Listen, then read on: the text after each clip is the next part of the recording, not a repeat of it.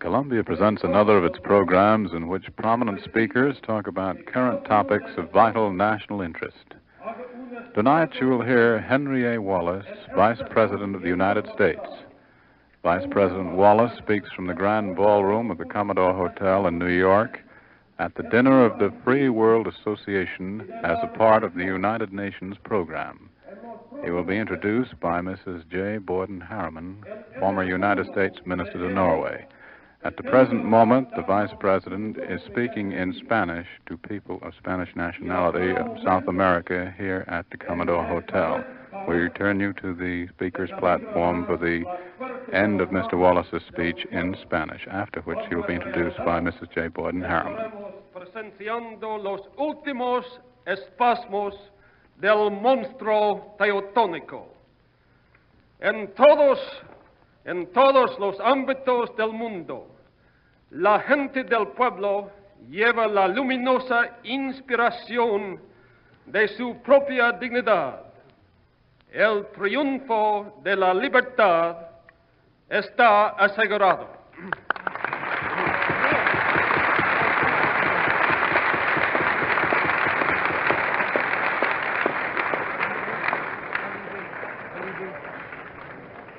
I wish I might have understood it all, Mr. Vice President.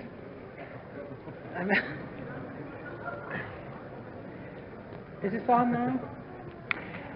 Ladies and gentlemen of the radio audience, tonight the representatives of this democratic movement all over the world are gathered in the Grand Ballroom of the Commodore Hotel on the occasion of the second Free World Dinner dedicated to the United Nations in war and in peace.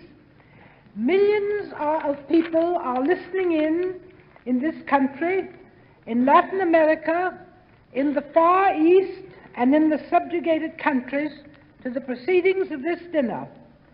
Many of you have probably read Vice President Wallace's article in the Free World magazine about inter-American cooperation.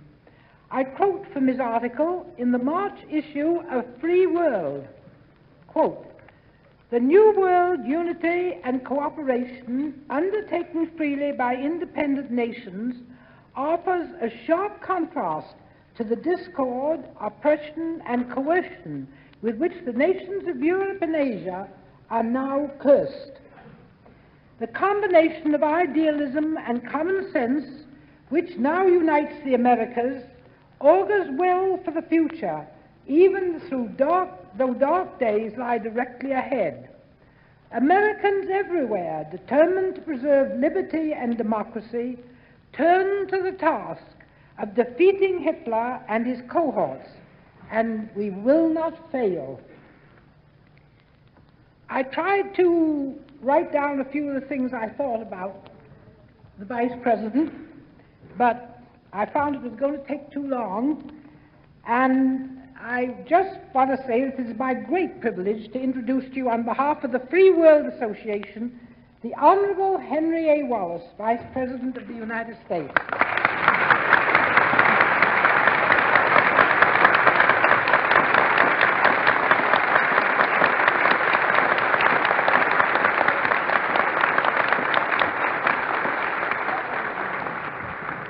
Madam Chairman, and you who have spoken so eloquently tonight, and you who represent 33 different nations on this particular occasion, and I wish especially to recognize those who are representing the 14 nations from Latin America, I want to say to all who in a formal or an informal way represent most, if not all, of the free peoples of the world who are met here tonight, that we are meeting in the interests of the millions of all the nations who have freedom in their souls. To my mind, this meeting has just one purpose: to let those millions in the other countries know that here in the United States are 130 million men, women, and children who are in this war to the finish.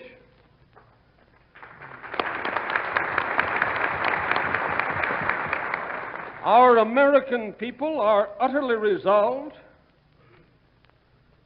to go on until they can strike the relentless blows that will assure a complete victory, and with it a new day for the lovers of freedom everywhere on this earth. This is a fight between a slave world and a free world.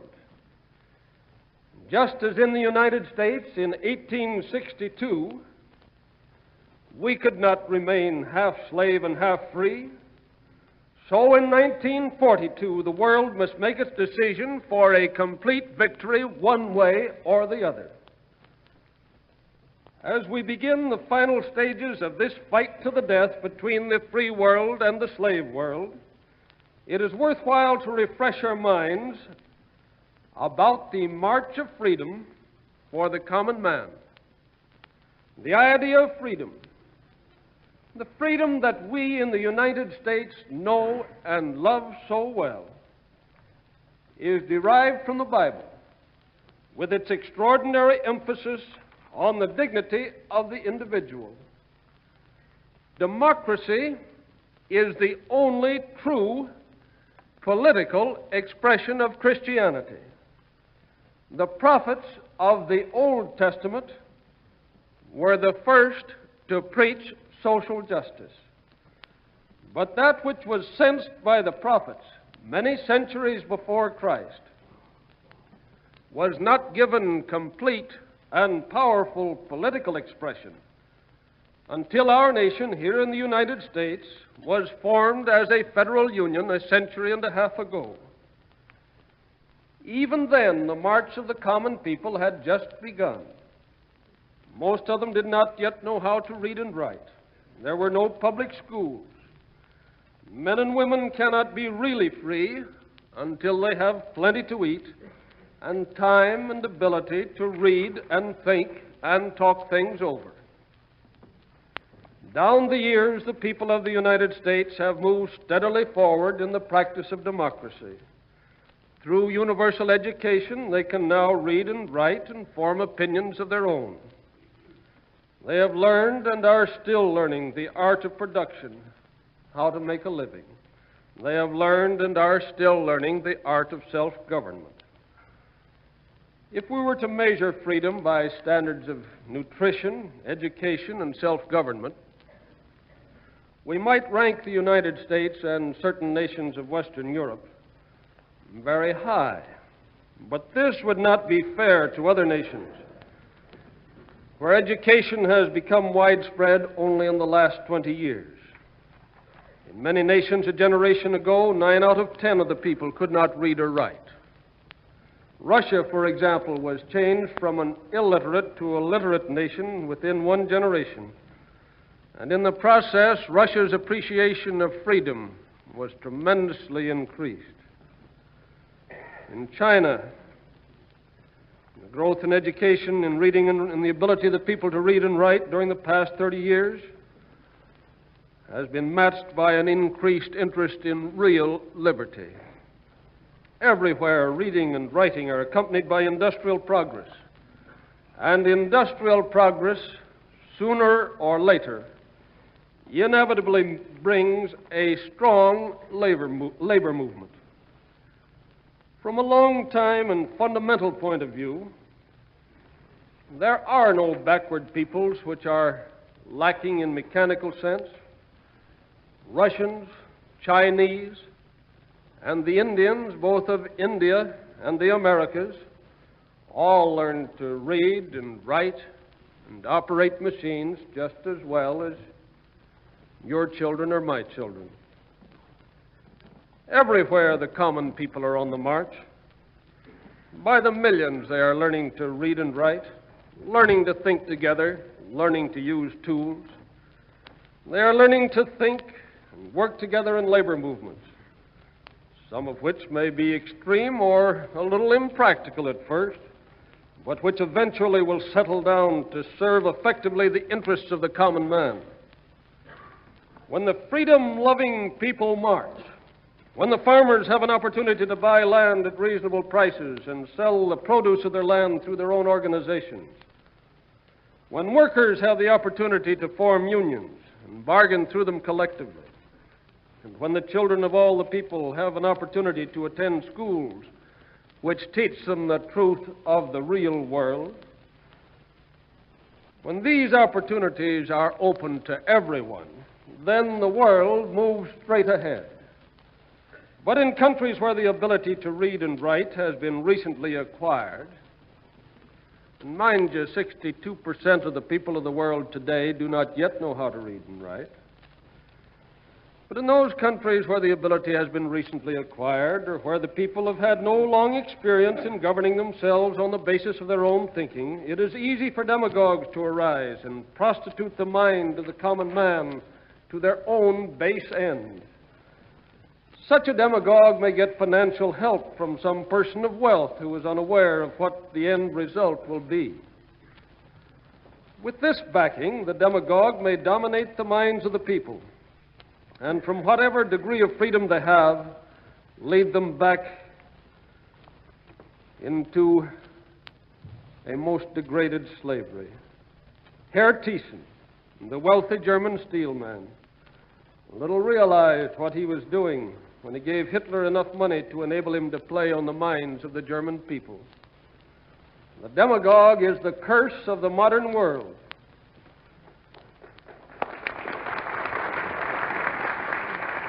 And of all the demagogues, the worst are those financed by well-meaning, wealthy men who sincerely believe that their wealth is likely to be safer if they can hire men with political it to change the signposts and lure the people back into slavery.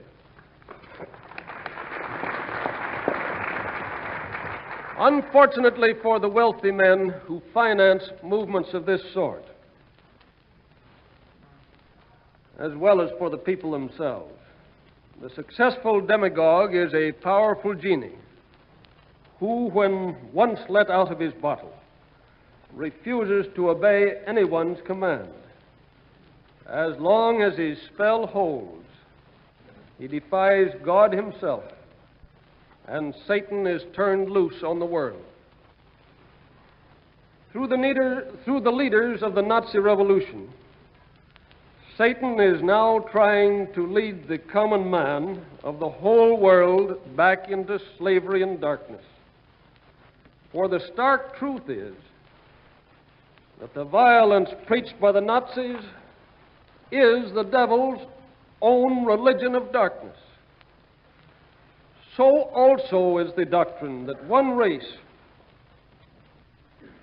or one class is by heredity superior, and that all other races or classes are supposed to be slaves. The belief in one Satan-inspired Führer with his Quislings, his Lavals, his Mussolinis, his Gauleiters in every nation in the world is the last and ultimate darkness. Is there any hell hotter than that of being a Quisling, unless it is that of being a Laval or a Mussolini?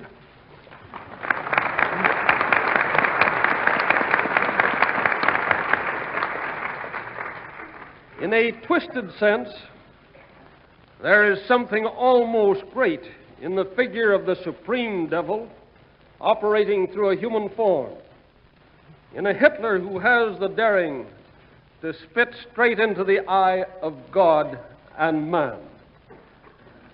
But the Nazi system has a heroic position for only one leader. By definition, only one person is allowed to retain full sovereignty over his own soul. All the rest are stooges. They are stooges who have been mentally and politically degraded, and who feel that they can get square with the world only by mentally and politically degrading other people. These stooges are really psychopathic cases. Satan has turned loose upon us the insane. The search of the freedom, the march of freedom of the past 150 years has been a long, drawn-out people's revolution. In this great revolution of the people, there were the American Revolution of 1775, the French Revolution of 1792, the Latin American revolutions of the Bolivarian era, the German Revolution of 1848 and the Russian Revolution of 1918. Each spoke for the common man in terms of blood on the battlefield. Some went to excess. But the significant thing is that the people groped their way to the light. More of them learned to think and work together. The People's Revolution aims at peace and not at violence. But if the rights of the common man are attacked, it unleashes the ferocity of the she-bear who has lost a cub. When the Nazi psychologists tell their master Hitler that we in the United States may be able to produce hundreds of thousands of planes, but that we have no will to fight, they are only fooling themselves and him. The truth is that when the rights of the American people are transgressed, as these rights have been transgressed, the American people will fight with a relentless fury which will drive the ancient Teutonic gods back cowering into their caves.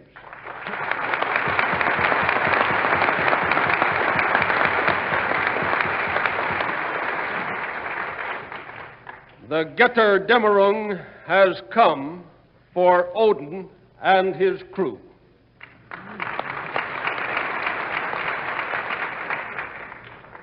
The people are on the march toward an even fuller freedom than the most fortunate peoples of the world have hitherto enjoyed. No Nazi counter-revolution will stop it. The common man will smoke the Hitler stooges out into the open in the United States, in Latin America, in India. He will destroy their influence. No Lavals, no Mussolinis will be tolerated in a free world.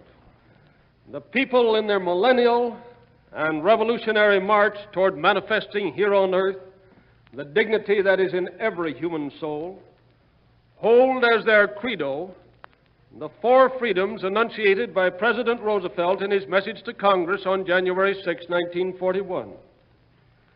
These four freedoms are the very core of the revolution for which the United Nations have taken their stand. We who live in the United States may think there is nothing very revolutionary about freedom of religion, freedom of expression, and freedom from fear, freedom from the secret police. But when we begin to think about the significance of freedom from want for the average man, then we know that the revolution of the past 150 years has not been completed, either here in the United States or any place else in the world. We know that this revolution cannot stop until freedom from want has actually been attained.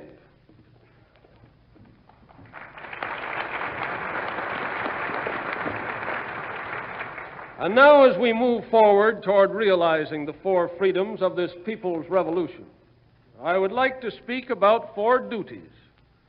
It is my belief that every freedom, every right, every privilege has its price, its corresponding duty, without which it cannot be enjoyed. The four duties of the People's Revolution, as I see them as of this day, are these. 1, the duty to produce to the limit. 2, the duty to transport as rapidly as possible to the line of battle.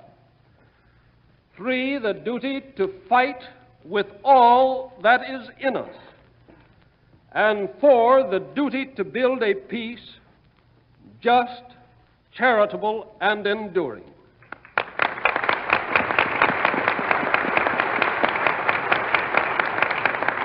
The fourth duty is that which inspires the other three. We failed in our job after World War #1. We did not know how to go about it to build an enduring worldwide peace. We did not have the nerve to follow through and prevent Germany from rearming. We did not insist that she learn war no more.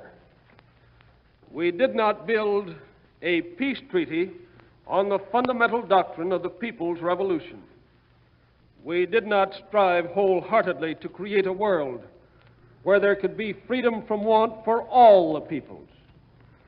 But by our very errors, we learned much, and after this war, we shall be in position to utilize our knowledge in building a world which is economically, politically, and I hope spiritually sound.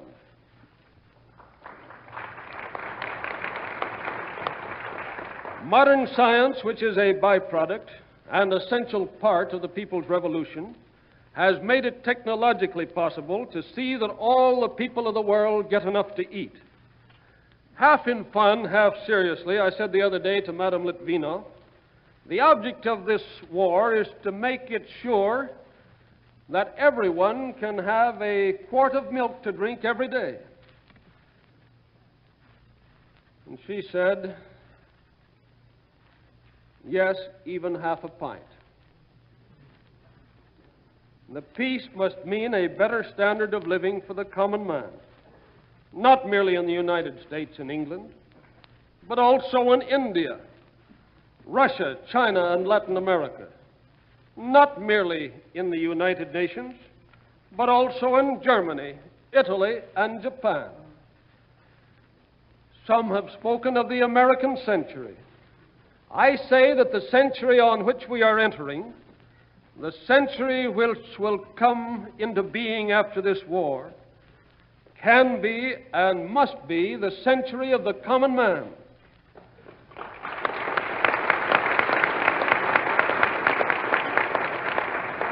Perhaps it will be America's opportunity to support the freedom and duties by which the common man must live.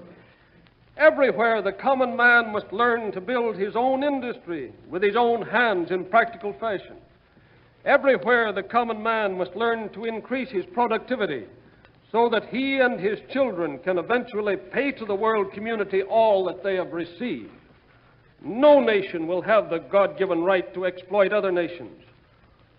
Older nations will have the privilege to help younger nations get started on the path to industrialization.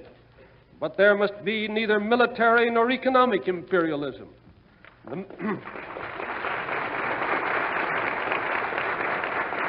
The methods of the 19th century will not work in the people's century, which is now about to begin. India, China, and Latin America have a tremendous stake in the people's century. As their masses learn to read and write, and as they become productive mechanics, their standard of living will double and treble. Modern science, when devoted wholeheartedly to the general welfare, has in it potentialities of which we do not yet dream. And modern science must be released from German slavery. International cartels that serve American greed and German will to power must go.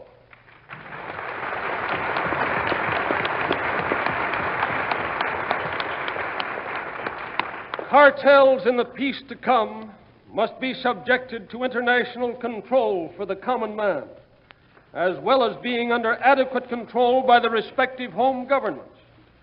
In this way, we can prevent the Germans from again building a war machine while we sleep. With international monopoly pools under control, it will be possible for inventions to serve all the people instead of only the few. Yes, and when the time of peace comes, the citizen will again have a duty. The consumer will have a duty. The the supreme duty of sacrificing the lesser interest for the greater interest of the general welfare. Those who write the peace must think of the whole world. There can be no privileged peoples.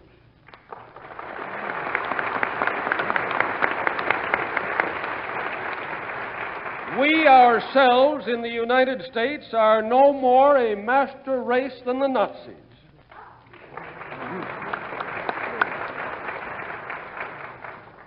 And we cannot perpetuate economic warfare without planting the seeds of military warfare.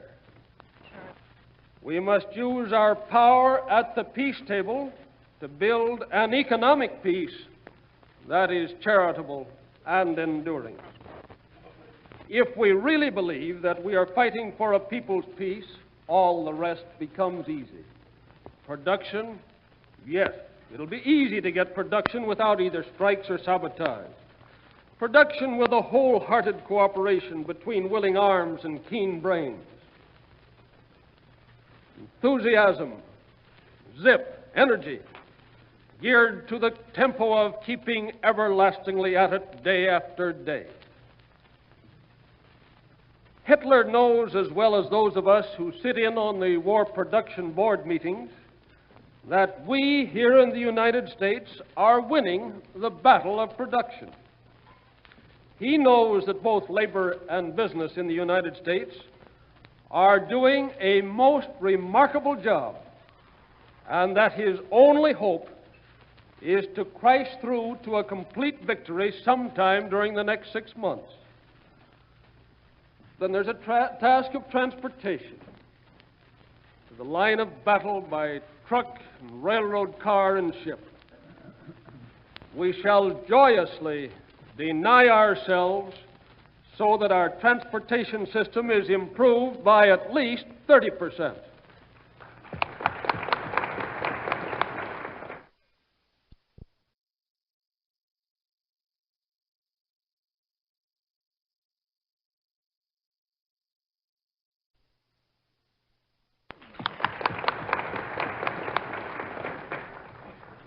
And there will have to be some denying, and you're going to hear plenty about it.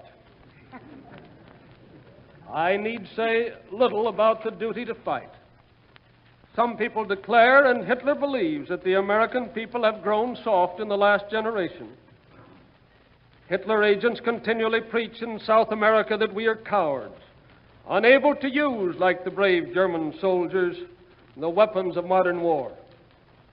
It is true that American youth hates war with a holy hatred. But because of that fact,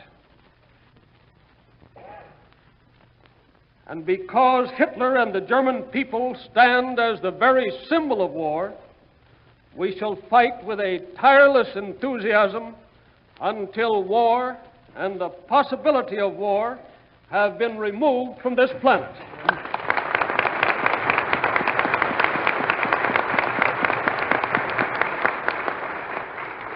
We shall cleanse the plague spot of Europe, which is Hitler's Germany, not the real Germany, and with it the hellhole of Asia, which is Japan.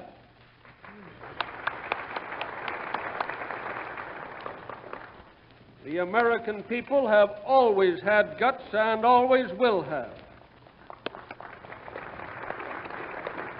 You know the story of bomber pilot Dixon and radio man Gene Aldrich and ordnance man Tony Pastula. The story which Americans will be telling their children for generations to come as an illustration of man's ability to master any fate. These men lived for 34 days in the open sea in a rubber life raft, 8 feet by 4 feet. No food but that which they took from the sea and air with one pocket knife and a pistol. And yet they lived it through and came at last to the beach of an island they did not know.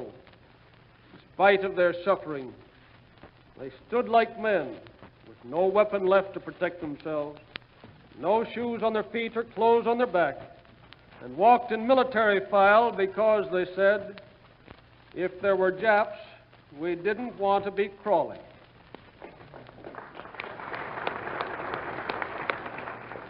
the American fighting man and all the fighting men of the United Nations will need to summon all their courage during the next few months.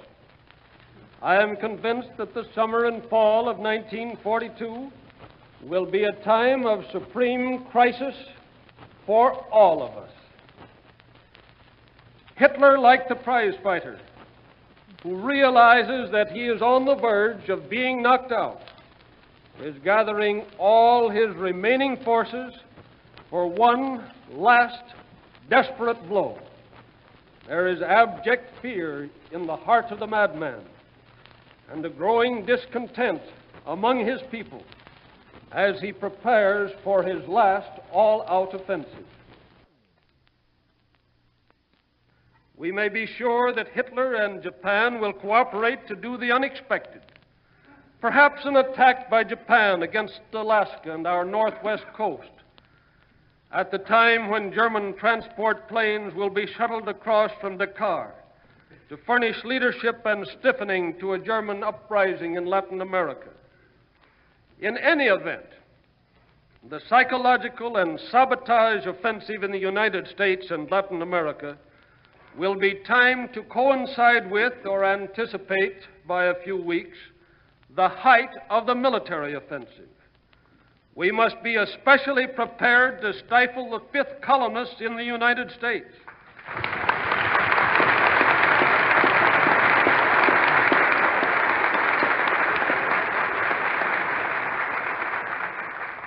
Who will try to sabotage not merely our war material plants, but even more important, infinitely more important, our minds. We must be prepared for the worst kind of fifth column work in Latin America, much of it operating through the agency of governments with which the United States at present is at peace. When I say this, I recognize that the peoples, both of Latin America and of the nations supporting the agencies through which the fifth columnists work, are overwhelmingly on the side of the democracies. We must expect the offensive against us on the military, propaganda, and sabotage fronts, both in the United States and Latin America, to reach its apex sometime during the next few months. The convulsive efforts of the dying madman will be so great that some of us may be deceived into thinking that the situation is bad at the very time when it is really getting better. But in the case of most of us, the events of the next few months, disturbing though they may be, will only increase our will to bring about complete victory in this war of liberation. Prepared in spirit, we cannot be surprised. Psychological terrorism will fall flat. As we nerve ourselves for the supreme effort in this hemisphere, we must not forget the sublime heroism of the oppressed in Europe and Asia, whether it be in the mountains of Yugoslavia, the factories of Czechoslovakia and France, the farms of Poland, Denmark, Holland, and Belgium, among the seamen of Norway, or in the occupied areas of China and the Dutch East Indies. Everywhere the soul of man is letting the tyrant know that slavery of the body does not end resistance. There can be no half measures.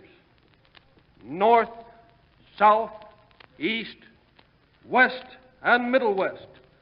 The will of the American people is for complete victory.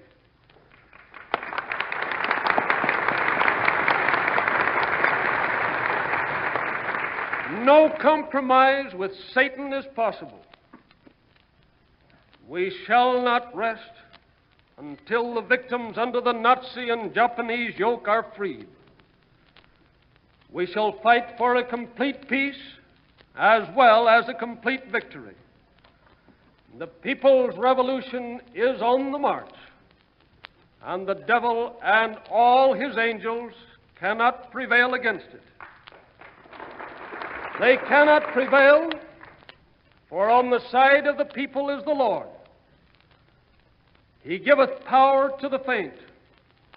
To them that have no might, he increaseth strength. They that wait upon the Lord shall mount up with wings as eagles. They shall run and not be weary. They shall walk and not be faint. Strong in the strength of the Lord, we who fight in the people's cause will never stop until that cause is won.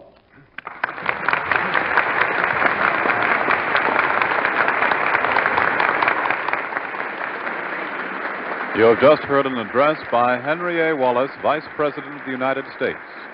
Vice President Wallace spoke from the Grand Ballroom of Commodore Hotel in New York City at the dinner of the Free World Association as a part of the United Nations program. He was introduced by Mrs. J. Borden Harriman, former United States Minister to Norway. This is the Columbia Broadcasting System.